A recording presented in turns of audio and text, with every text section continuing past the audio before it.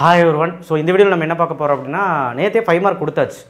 அப்போது 10th standard மேக்ஸுக்கு 5 mark 10மே எழுதணும்னு ஆசைப்பட்டீங்கன்னா நேற்று வீடியோவை அட்லீஸ்ட் போய் படிங்க. ஏன்னா அதில் இதை விட கம்மியாக யாருனாலையும் தர முடியாது. அந்த மாதிரி இருக்கிறதுக்கு டிஸ்கிரிப்ஷன் பாக்ஸில் அந்த வீடியோ தரேன். இப்போ நம்ம பார்க்க போகிறது 2 மார்க்கு. 2 மார்க்னாலே தலைவலி சார், படிக்கவே முடியாது. நீங்கள் இந்த வீடியோவை பாருங்கள், ஒரு 5 நிமிஷம் பாருங்கள், உங்களால் படிக்க முடியும்.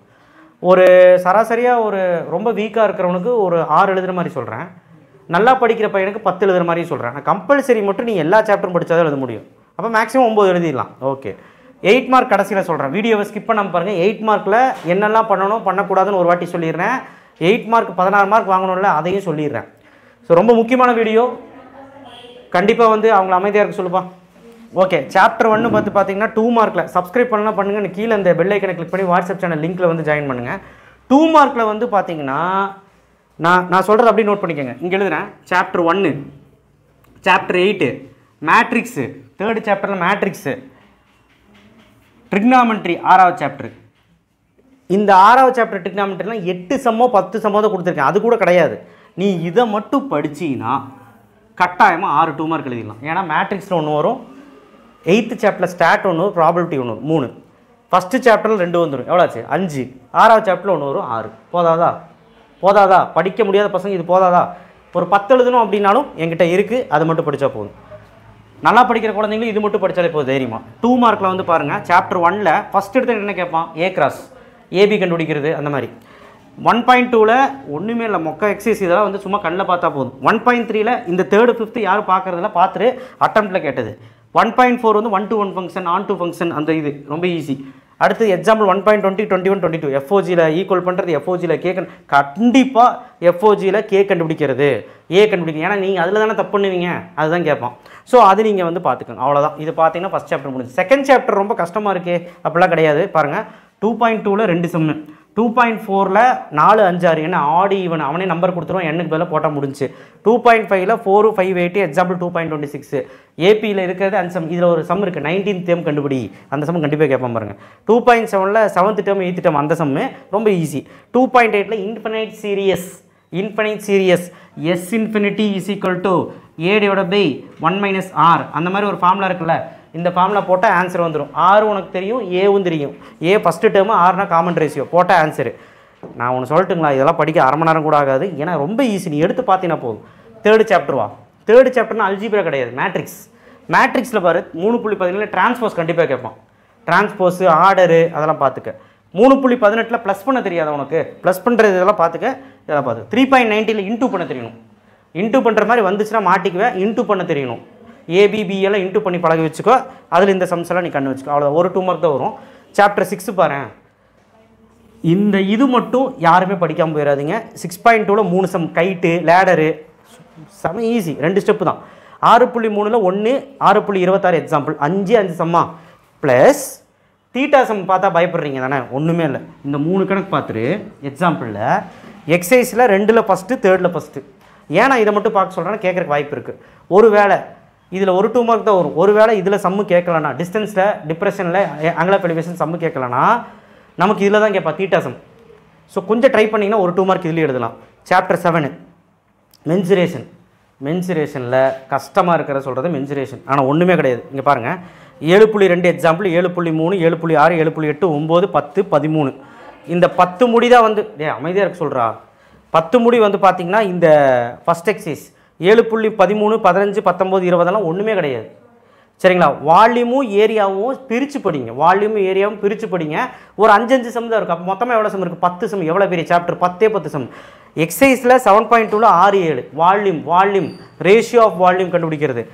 தயவு செய்து பார்த்துறியா, 2 2 மார்க் வருவியா எழுதிடலாம். ஒரு ஓன் சம் கேட்டால் கூட ஒரு 2 மார்க் எழுதிடலாம். மென்சுரேஷன் வந்து ஒரு அரை மணி நேரம் படிச்சிடலாம்.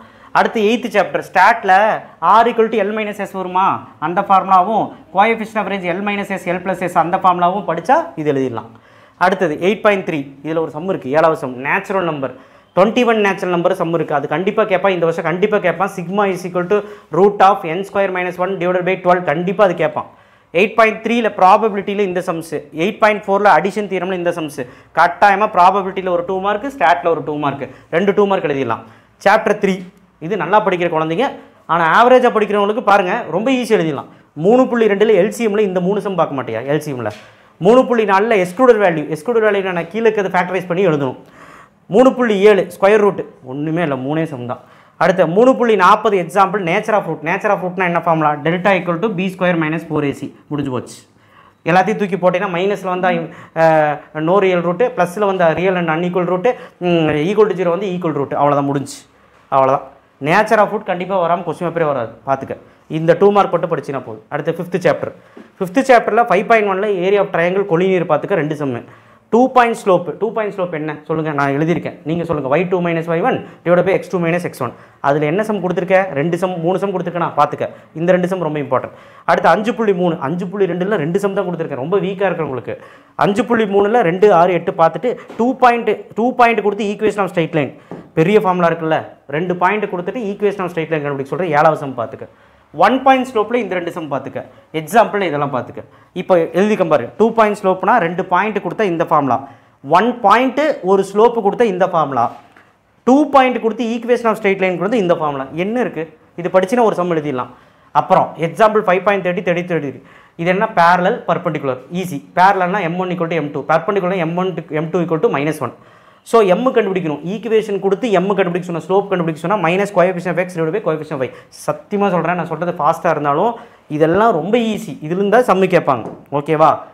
ஒரு 2 மார்க் முடிக்க ஞாயிற்றுக்கிழமை நீ வந்து எடுத்து போட்டினாலும் முடிச்சிடலாம். அது வரைக்கும் 5 மார்க் முடிச்சிரு. ஓகே, இப்போ கிராஃப் ஜாமெட்ரி பார்ப்போம். 8 மார்க் கிராஃப் ஜாமெட்ரி. தம்பி ஓடுதான் பாரு.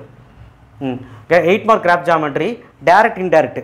இப்போ டைரக்ட் இன்டைரக்ட் எடுத்திங்கன்னா பல மாணவர்கள் பண்ணுற தப்பு என்னன்னா, டேபிள் கொடுத்தா டேபிள் வரையணும். நீ டேபிள் கொடுக்கலைனாலும் டேபிள் நீ வந்து அங்கே வரைஞ்சு காமிக்கணும்.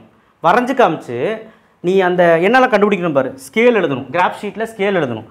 டேரெக்டாக இன்டேரக்டான்னு சொல்லிட்டு பேப்பரில் எழுதணும். பேப்பரில் தான் எழுதணும். கிராஃப் ஷீட்டில் கால்குலேஷன் போட மாட்டோம், இதுதான் போடுவோம். கிராஃப் மட்டும் தான் போடுவோம்.